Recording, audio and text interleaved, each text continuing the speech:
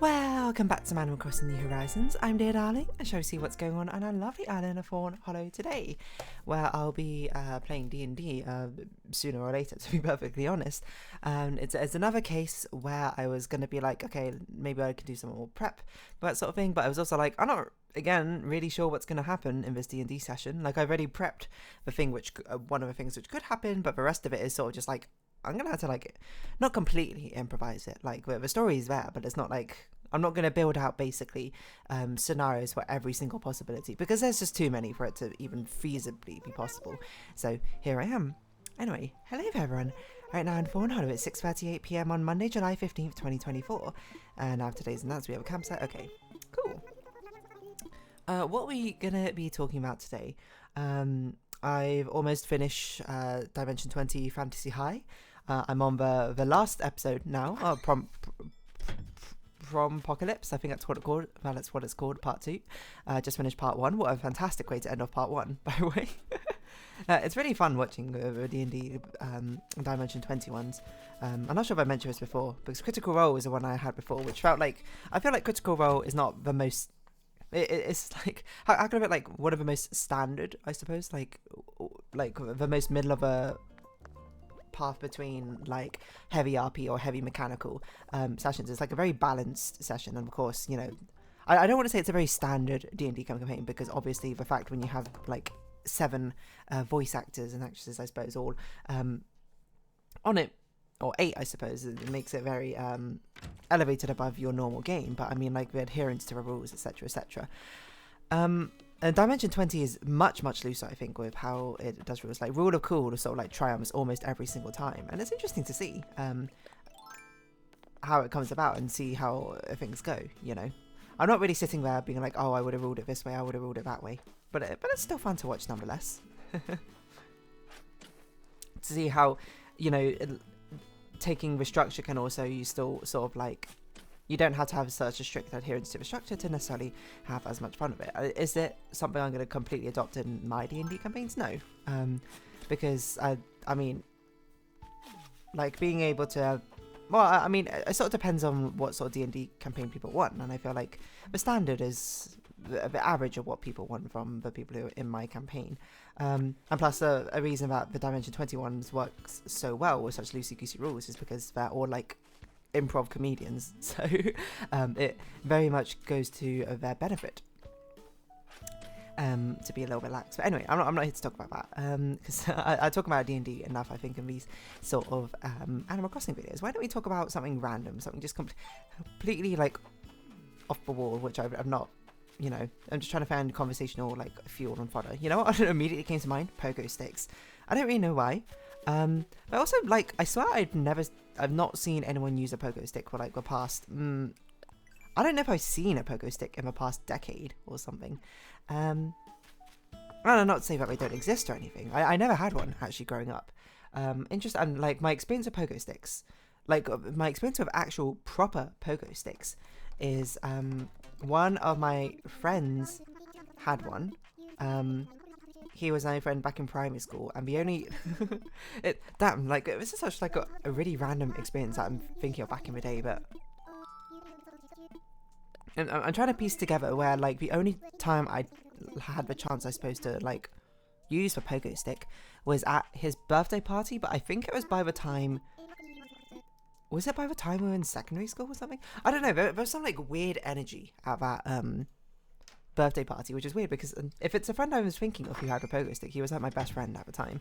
There was some extremely weird energy at that birthday party where, like, I don't know, because I don't think it was when we were starting secondary school, but I think it was like one of the last years of like year 6 or year 5, and it felt like there was like such a divide or something between the groups of people in the birthday party.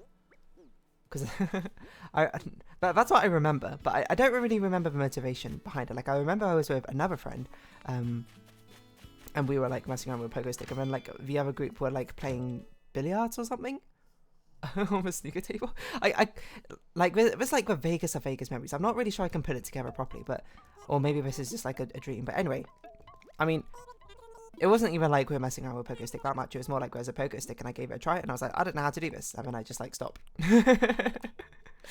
So, you know, it was a bit of an underwhelming story, but like just me talking about the pogo sticks just sort of like unearthed that memory, or I'm just like, what the heck was happening in my birthday party? I don't know. It just gives me weird vibes for some reason, me recollecting it. Maybe nothing happened. Maybe I'm just like, I think I'm a little bit not completely sleep deprived, but I definitely woke up today being like, I'm kind of tired.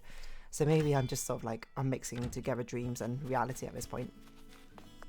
But yeah, that's like the only time I've actually had like a proper experience with a pogo stick, I think. Oh, you know what? I think it was a different friend's birthday party, now I think about it. And I think he had a lot of, it was like, because he didn't join a primary school from like a nursery, reception, kindergarten, whatever you want to call it. He joined at like halfway through. So I think he had a lot of other friends he invited as well, or something like that. That's what I recall. I don't know. He had a big house, from what I recall. I was good friends with him. So I don't really remember what happened. Maybe if there was some drama, you know, some 10-year-old drama or something in my birthday party, but I honestly can't recall it now. I can only remember the pogo stick. Anyway, did not know how to use a pogo stick in the slightest. Yeah, I don't really know where else to go with that story. That was about it. Like, I remember we had like these, I don't want to call them like baby pogo sticks because that's not the right word, but these like different style of pogo sticks we had in school. Because I remember in primary, this is still primary school, not in secondary school. I don't know why I'm in here, but whatever. We would have like the shed where you could get a load of toys out or whatever. And for some reason, we were only allowed to have the toys out sometimes, you know. The toys had a load of different things like footballs, like hula hoops, like skipping ropes, etc., etc. But for some reason, we were just like, oh, you can only sometimes have these out instead of every lunchtime playtime, which honestly sucked. Like, I was also the same, like, we had like a quick cricket set as well, which, you know, followed the same sort of things over. We only had it sometimes, which was like, what? Playing quick cricket was kind of fun. Sorry, where am I going with this? I don't really know. Anyway, they had like these baby, I think they're called like UFO pogo sticks or something. UFO pogo stick. Because they're not really a pogo stick. It's more like a UFO pogo? No, UFO pogo maybe? Ah, but platformer pogo. This is like a, I don't know. Some like Slovakian site or something.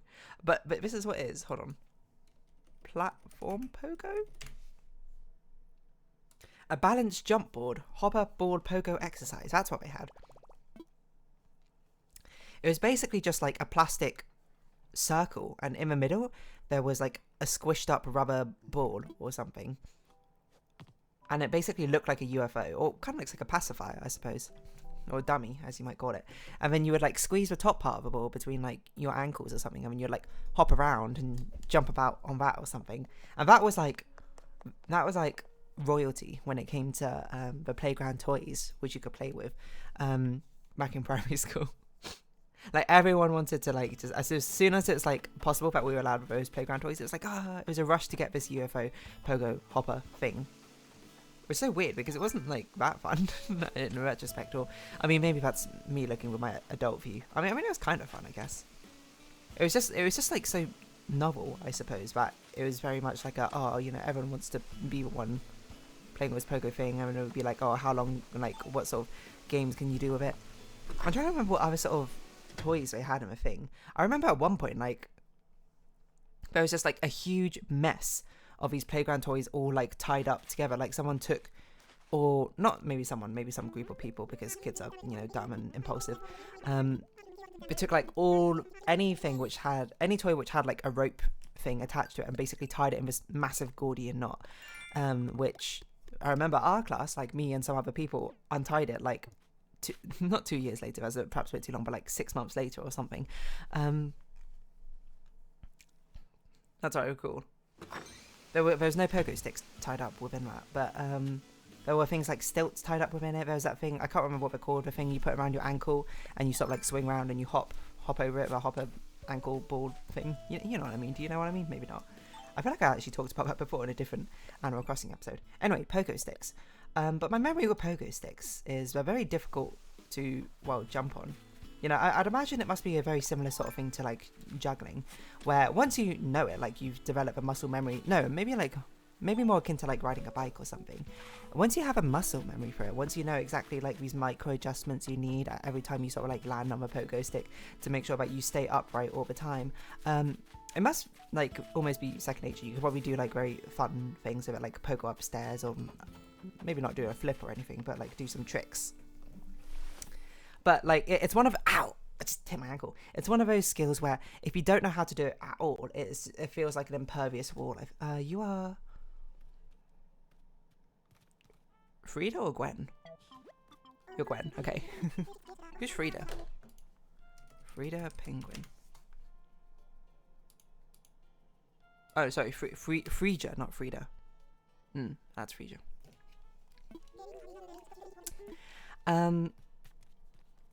Yeah, one of those skills which is just like, how do you even do this? It's completely impossible to even remotely try and learn how to pogo.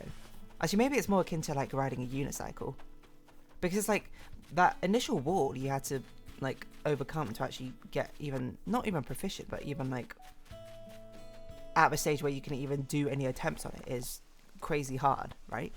Because a unicycle you had to balance like on the unicycle, which is pretty difficult in the first place, and pogo stick is, you know, similar sort of difficulty, right? I don't know, maybe it's super easy to actually learn how to pogo. And I don't know what I'm talking about, which is probably definitively true. Never owned a pogo stick. I feel like there's a lot of playground toys, which I sadly did not have when I was younger. Not that like it's like a huge loss or anything, but like I think about like razor scooters, super popular. Never had a scooter, pogo sticks. I had a bike, I guess. So that's something. Yeah,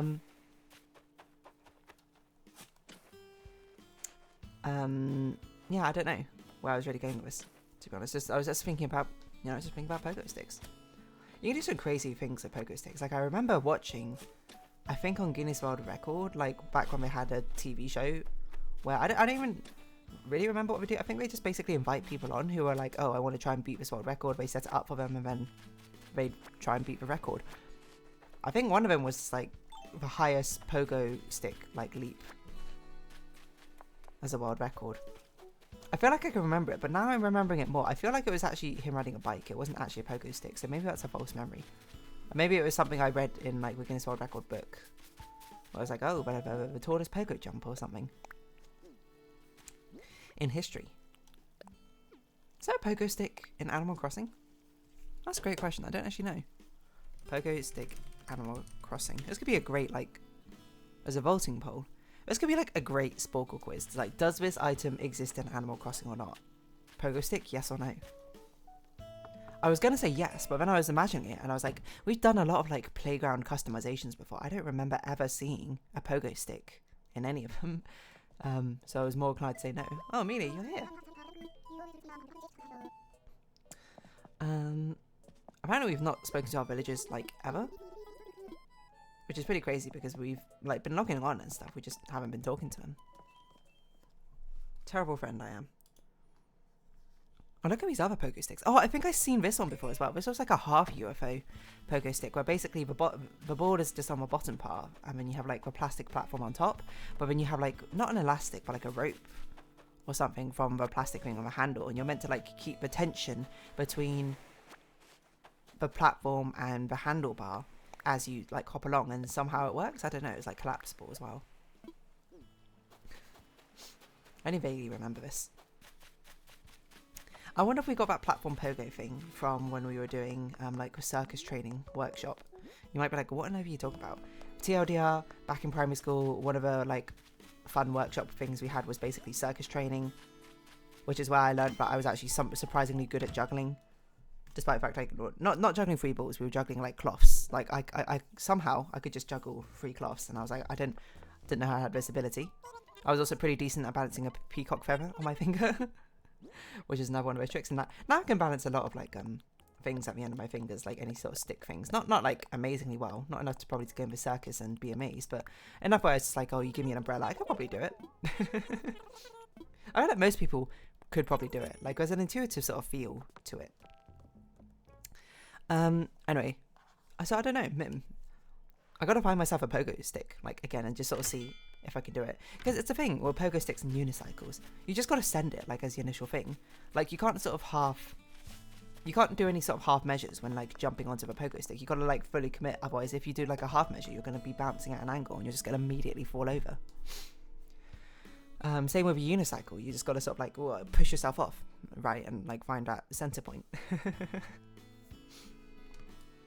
I don't know. Are pogo sticks still like a thing? People still play around with pogo sticks? There's an adult woman here on a pogo stick. Is it good exercise or is it not good exercise? I don't know. Pogo sticking, a terrifying, impressive, extreme sport. Yeah, fair enough. Who invented a pogo stick? Are pogo sticks good for you? Well, you can certainly lose calories, I guess, but I don't know if I'd say they're necessarily good or bad. X-Pogo, extreme pogo. Okay, fair enough. When was it? A spring stilt utilising compression springs was patented by George H. Arrington in 1891. This is antecedent. What? Is that like the opposite of descendant? Antecedent. A thing that existed or logically precedes another. Of a pogo stick as well as today's spring stilts. What the heck are spring stilts? Oh, these are spring stilts. I have seen these before. Okay. So the pogo stick was actually invented in Germany in 1920. Spring Ed Hopping Stilt. So beginning two letters of these men's last names or whatever. And they think it came from Pogo, from Max Polig and Ernst Gottschall. I'm learning a lot about pogo sticks. 1920s. Is that more or less recent than I would have thought? I think that's more recent than but I think that's older than I would have guessed. I think I would have guessed something like 1950s. Let's see, 1920 pogo stick. Do people still have like what it looked like back then? Historic pogo stick. That's crazy. Well, it didn't have any handles back then. It was just like a literal, just one stick upwards. What an absolutely terrifying like image. Why are they both so sad? What happened? Hopping stilts and chorus girls. Excuse me, what? It was like a performance art? Yeah, the old pogo sticks was just like one stick. Like you didn't have any handles on it. And the handle came in 1921? What? It said it came in 1957 on Wikipedia. I'm more inclined to believe Wikipedia.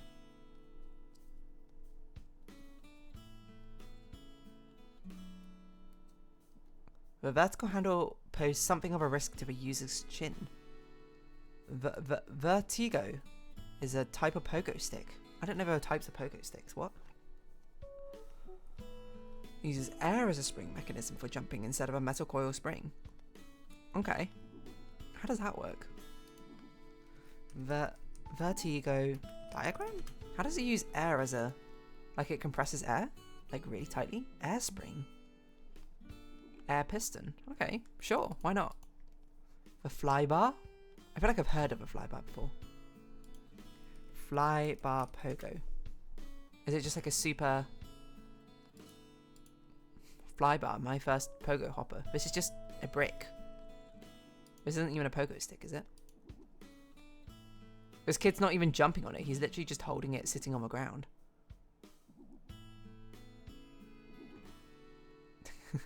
I don't know if this counts as a pogo stick. It's kind of more just like... Oh, it's a squishy foam block where you jump on. Okay. I guess I can see it. You know, I'm sure kids can have fun with that. Why not? Stunt pogo. Extreme pogo. We're doing a lot of flips over here. Stick flip in Park City, Utah. That is a great photo, by the way. That looks like it should be on like the cover art of like a Tony Hawk's Extreme Pogo edition or something. Excuse me, mosquito. Rude. Anyway, I'm gonna wrap this episode up here. I don't know, pogo sticks. I don't know so much about pogo sticks. 2012, a pogo stick was gaining in popularity. I feel like I've never heard anyone talk about pogo sticks though in the past decade.